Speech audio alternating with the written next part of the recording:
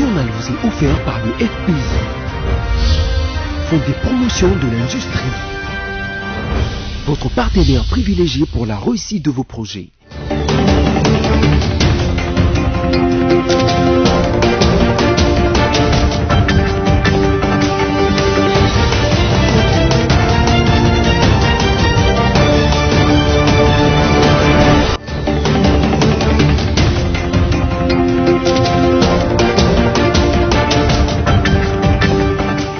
Vous êtes sur BC Télévision, c'est l'heure de vous informer et voici les sommaires de votre journal.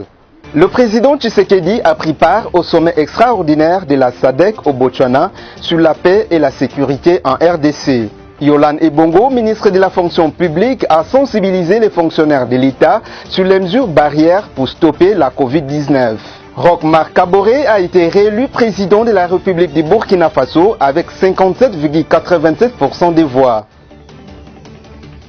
Bienvenue si vous nous rejoignez. Le président de la République, Félix Antoine Tshisekedi Tshilombo, séjourne depuis jeudi à Gaborone, capitale de Botswana, où il a pris part à un sommet extraordinaire de la Troïka de la SADC.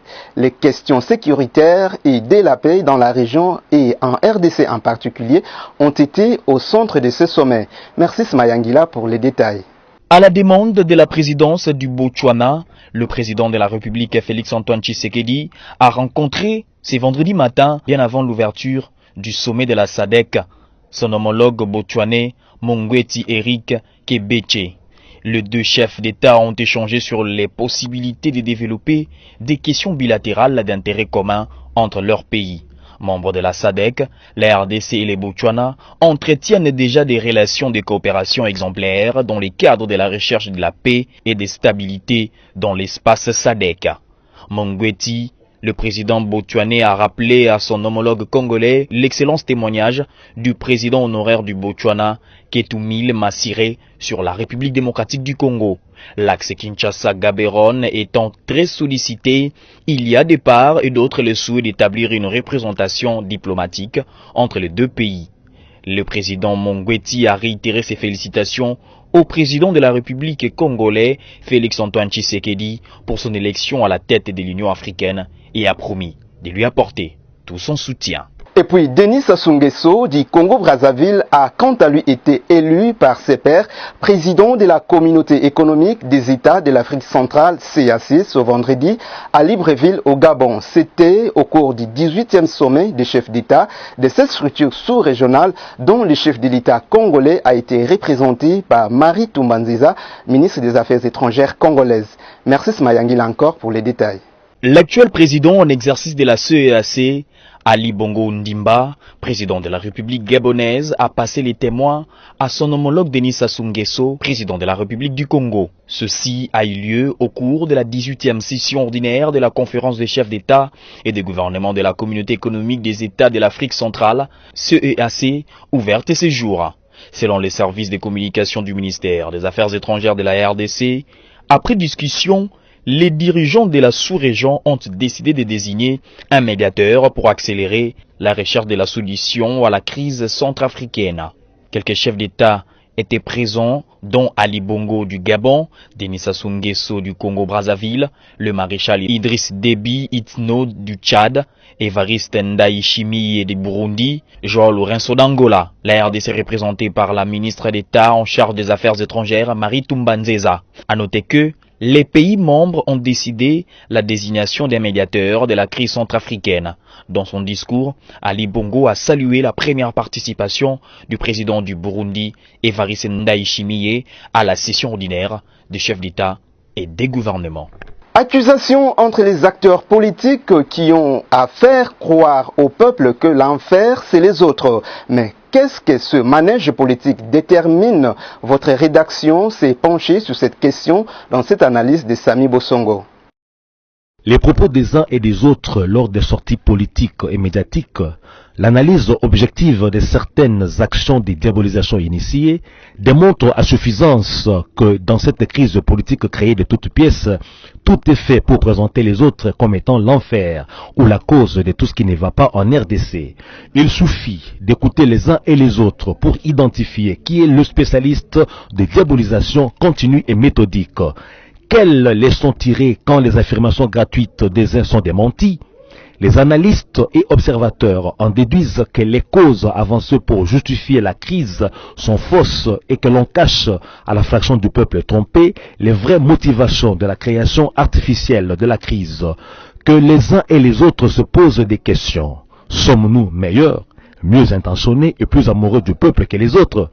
Si des preuves convaincantes manquent pour étayer des affirmations et accusations de ceux qui veulent se faire passer pour des sacro-saints, que conclure? Il ne faut pas que dans leur vie de chaque jour, les conditions des Congolais après les consultations soient les mêmes que celles avant les consultations. Avec quel profil des députés requalifier la majorité parlementaire? Quelle méthode aura-t-elle été utilisée pour accoler les politiciens affairistes et opportunistes? Ce n'est pas parce qu'on appelle un tigre chien qu'il cesse d'être un tigre. Peut-on se dire saint quand on recopie les méthodes décriées par soi-même hier? Pour que l'enfer soit les autres, on doit être modèle du respect de la Constitution et des lois et ne pas manipuler l'opinion pour se donner raison. En économie, sachez que Albert Yuma a été réélu à la tête de la Fédération des entreprises du Congo FEC le jeudi dernier lors de l'Assemblée générale élective qui a eu lieu au Pullman Hotel de Kinshasa. Alice Kabangu pour le reportage. Albert Yuma, reconduit à son poste de président du conseil d'administration de la Fédération des entreprises du Congo, c'est à l'issue de l'élection qui a eu lieu le jeudi 26 novembre au Pullman Hotel à Kinshasa. Albert Yuma était candidat à sa propre succession face à Dieudonné Kassembo et Michel Sefou qui ont été battus par le président sortant de la principale organisation patronale de la République démocratique du Congo. Pour rappel, c'est la 6e fois qu'il est réélu à ces postes qu'il occupe depuis l'année 2005. Il est élu en 2010 président du conseil d'administration à la GECAMIN. Et puis en sécurité, 2 militaires des FARDC ont été mis aux arrêts à partir de Kikwit dans la province du Kwilu le jeudi 26 novembre dernier. Ils sont accusés des tentatives d'enlèvement du maire adjoint de la ville de Kikwit, Jean-Claude Mongala. Suivez ces reportages de Sofia Zaorati. À Kikwit, dans la province de Kwilu, 2 militaires des FARDC ont été arrêtés pour tentative d'enlèvement du maire adjoint de la ville de Kikwit. Ils sont actuellement en détention à l'auditorat militaire de cette ville. L'information a été donnée à la presse par le major Joseph Kasonga, porte-parole des FARDC. Jean-Claude Mongola confirme avoir reçu plusieurs menaces et des messages anonymes l'invitant à la prudence. Je suis victime d'une tentative d'enlèvement par les militaires qui sont venus de Kinshasa, semble-t-il travaillant à la présidence selon eux de l'état-major des renseignements. Ils sont à mission secrète du cabinet du chef de l'État et ils voudraient me nuire. Ma vie est en danger et celle de ma famille. Je demande que les enquêtes soient vraiment approfondies pour que la vérité éclate, a dit Jean-Claude Mongala, qui soutient en outre que ce dossier est plutôt politique. Cheikh Antabo Taberi a été transféré le jeudi 26 novembre à Kinshasa où il va purger sa peine après sa condamnation à perpétuité par la justice militaire congolaise. C'est un reportage de Christelle Genda. Jeudi 26 novembre, l'ancien chef du groupe armé Nduma Defense of Congo NCDC, rénové, a été transféré à Kinshasa, la capitale de la République démocratique du Congo, après avoir été condamné à perpétuité par la justice militaire congolaise. Ce, après un vol régulier de la MONUSCO en direction de Kinshasa. Retenez que Ntabo Ntaberi Sheka, ancien chef du groupe armé Nduma Defense of Congo, et ses co-accusés ont été condamnés par la justice militaire congolaise pour les crimes graves commis contre les civils, notamment des femmes et des enfants, entre 2007 et 2017, dans les territoires de Walikale, au Nord Kivu. Situation épidémiologique de la maladie à coronavirus, 71 nouveaux cas ont été confirmés la journée du jeudi 26 novembre, dont 65 cas à Kinshasa, 3 à Lualaba, 2 au Kasai central et 1 au Nord Kivu. Sofia Zaorati nous en dit plus. 407 échantillons testés, aucun nouveau décès parmi les cas confirmés dans le centre de traitement de Covid-19. Aucune nouvelle personne n'est sortie guérie de même centre et du lot de patients suivis à domicile. Parmi les cas confirmés, 65 sont à Kinshasa, 3 au Lualaba, 2 au Kasaï central et 1 au Nord Kivu. Depuis le début de l'épidémie déclaré le 10 mars 2020, le cumul de cas est de 12 541, dont 12 540 cas confirmés et un cas probable. Au total, il y a eu 333 décès, parmi qui 332 cas confirmés et un cas probable, ainsi que 11 495 personnes guéries. Encore des cas de coronavirus enregistrés à l'université de Kinshasa, notamment à la faculté des sciences pharmaceutiques. Pour éviter la propagation, les doyens de cette faculté a décidé d'interrompre les activités académiques pour une semaine à dater du jeudi 26 novembre dernier. Alice Kabango pour les détails. Le responsable de l'université de Kinshasa ont suspendu les activités académiques au sein de la faculté de sciences pharmaceutiques pour une semaine à dater de jeudi 26 novembre. La décision a été prise après la détection de 2 cas de la Covid-19 en son sein. La ville de Kinshasa enregistre ce dernier temps plusieurs cas confirmés de la contamination par le coronavirus. Pour se prévenir contre la deuxième vague de cette pandémie qui frappe déjà l'Europe, le gouvernement a rappelé la nécessité du respect de gestes barrières, dont le port obligatoire et correct de masques et l'interdiction des rassemblements de funérariums.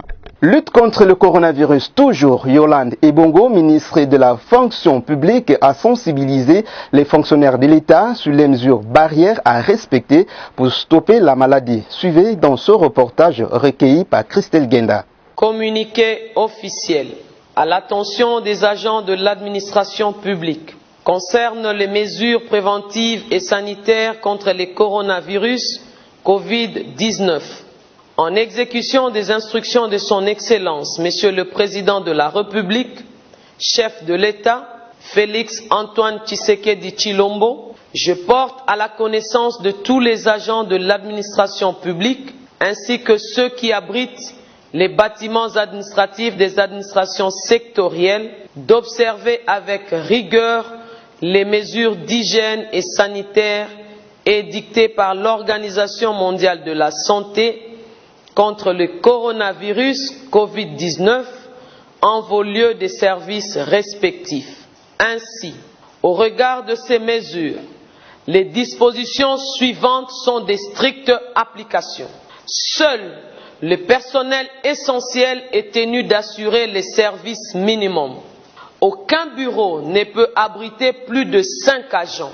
Les lave-mains sont placés dans toutes les entrées des bâtiments administratifs. Les entrées et sorties au sein des 10 bâtiments seront contrôlées et filtrées, ainsi qu'un prélèvement de la température des agents et visiteurs seront observés. Toute personne dont la température est au moins à 37,5 degrés n'aura pas accès au bâtiment. 6. Tout cas suspect de coronavirus d'un agent de l'État sera signalé et acheminé au centre de santé de prise en charge le plus proche. Une équipe sanitaire composée des agents qualifiés est mise en place dans toutes les entrées et sorties des bâtiments administratifs. Les attroupements des agents au sein des bâtiments sont strictement interdits.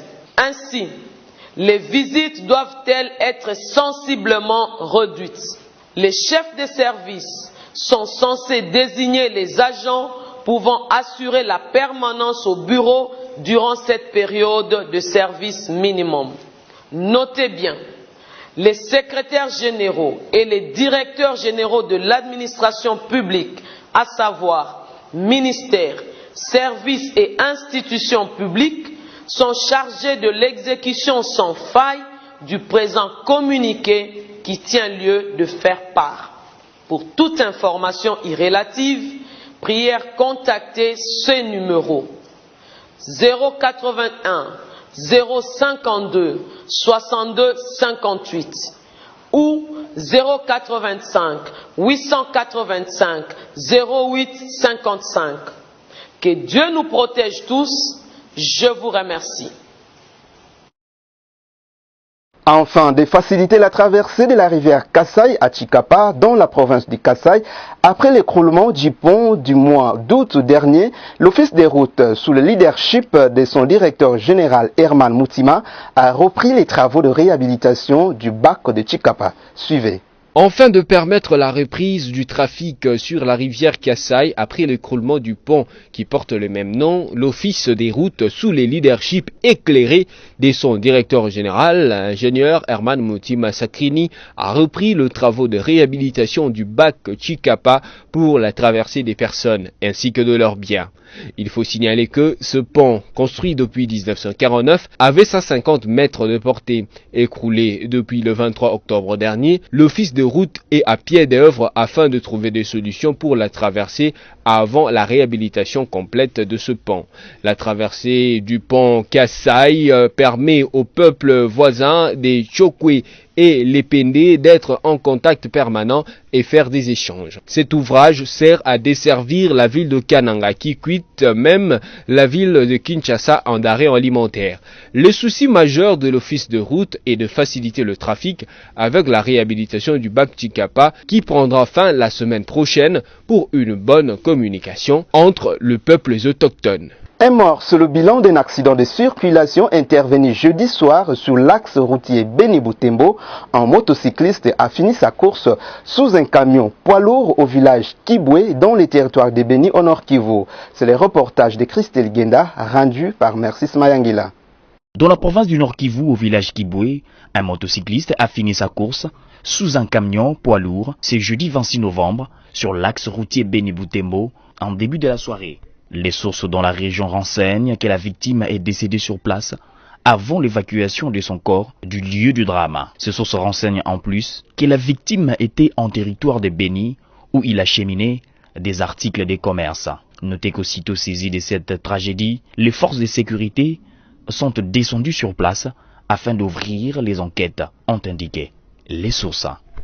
En dehors de nos frontières, Marc Rocco Kaboré a été réélu à la présidentielle de son pays, le Burkina Faso. Il a obtenu dès le premier tour 57,87% des voix d'après les résultats proclamés par la centrale électorale burkinabé. Sami Bosongo nous explique. C'est le jeudi 26 novembre que les 13 candidats qui ont compétit dans le scrutin présidentiel au Burkina Faso le samedi 22 novembre ont connu chacun leur sort. D'après les résultats publiés par la centrale électorale burkinabé, sans surprise, Roch Marc Christian Kaboré, candidat du parti Mouvement du Peuple pour le Progrès, MPP en sigle, a renouvelé son bail au palais présidentiel de Kosiam, accrédité de 57,87% de suffrages exprimés de le premier tour. Zéphirin Diabré, le chef de file de l'opposition burkinabé, a été proclamé troisième avec 12,46%. Derrière Edi Komboïgo, le président du Parti Congrès pour la démocratie et le progrès. Né le 25 avril 1957 à Ouagadougou, Roch Marc Christian Kaboré est un économiste de formation.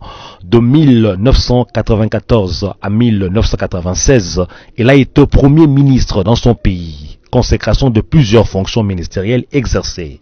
Pendant 10 ans, à compter de 2002, l'actuel chairman burkinabé a été président de l'Assemblée nationale. Sa première mandature à la tête du pays de Thomas Sankara, Roch Marc Christian Kaboré l'a exercé de 2015 à 2020 après sa victoire électorale avec 53,49% des suffrages déjà au premier tour.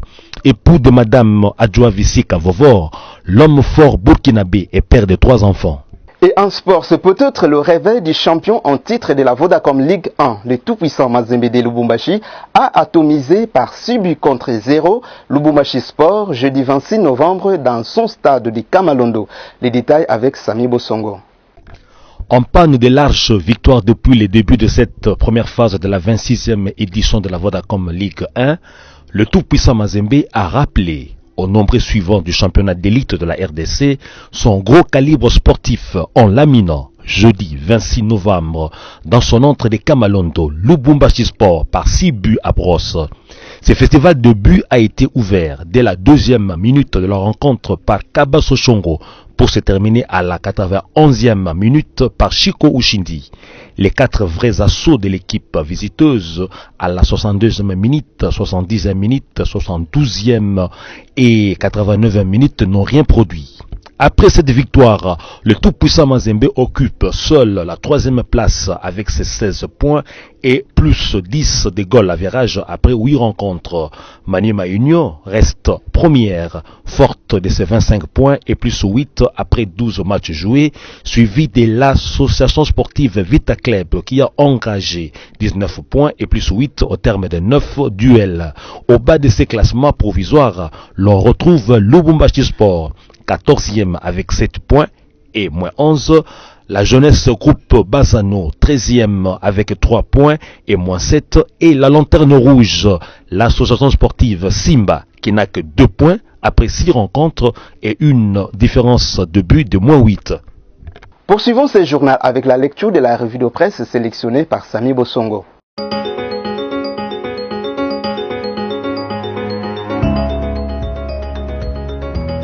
Merci de poursuivre avec la revue de presse qui commence par ce titre de l'agence congolaise de presse, la proposition de loi sur l'agence de lutte contre la corruption déclarée recevable au Sénat. Le Sénat a déclaré recevable la proposition de loi organique portant création, organisation et fonctionnement de l'agence nationale de lutte contre la corruption après l'adoption du rapport de la commission politique, administrative, juridique et de droits humains qui s'était penchée sur ce texte.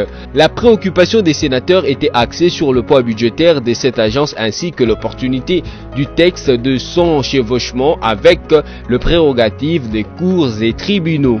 Poursuivons avec Forum des As qui note en grand titre « Après près de 3 semaines de consultation, Félix Tshisekedi à l'heure de choix ». Après la clôture de consultation présidentielle mercredi 25 novembre, les Congolais ont désormais l'œil rivé sur le président Félix Antoine Tshisekedi Tshilombo qui, dans les jours à venir, divulguera le secret de ces séries de contacts avec les différents acteurs politiques et sociaux du pays. Quelle voie va-t-il emporter pour sortir la RDC de la présente crise institutionnelle? Mystère. À son stade actuel, la situation du pays ressemble à celle d'une femme enceinte dont personne ne s'est reparié sur le sexe du bébé sans les résultats de l'échographie. Toutefois, plusieurs analystes, sans prétendre lire en chef de l'État comme dans les livres ouverts, pensent que ce dernier se trouve à l'heure d'un choix cornélien. Félix Tshisekedi fera-t-il table rase de tout ce qui s'est fait jusqu'ici, c'est-à-dire liquider la coalition FCC cash, comme lui ont suggéré nombre de personnes reçues lors des consultations au Palais de la Nation. Bouclons notre revue de presse, mesdames et messieurs, avec ce titre de Capi.net. Dégâts de pluie à Lubuta, un député national lance un SOS. Une pluie torrentielle a causé de grandes inondations dans la nuit du 23 au 24 novembre, causant des dégâts matériels importants dans la commune de Lubuta. Nous sommes au Kindu. Les dégâts concernent particulièrement l'axe routier Lubuta-Walikali au niveau du pont Kalibatete et du pont Lubilangi, l'axe routier Lubutu-Mpunya au niveau du pont Aluza, ainsi que l'axe routier Lubutu-Maïko au niveau du bloc Matamba dans les quartiers Kalibatete. C'est tout pour la revue de presse de ce jour. Merci de l'avoir suivi.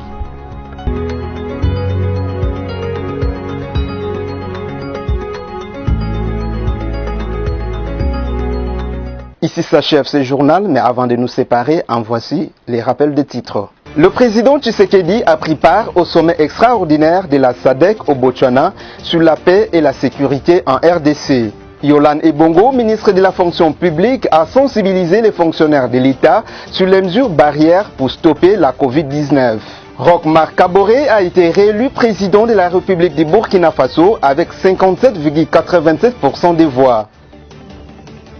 Fin de cette édition d'information. Merci à vous qui nous avez suivis et bon début de week-end chez vous, accompagné de BC Télévision.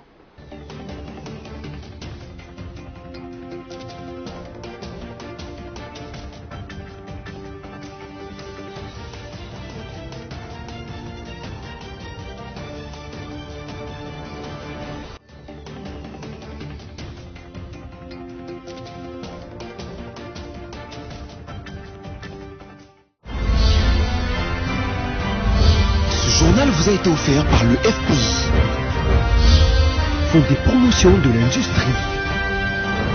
Votre partenaire privilégié pour la réussite de vos projets.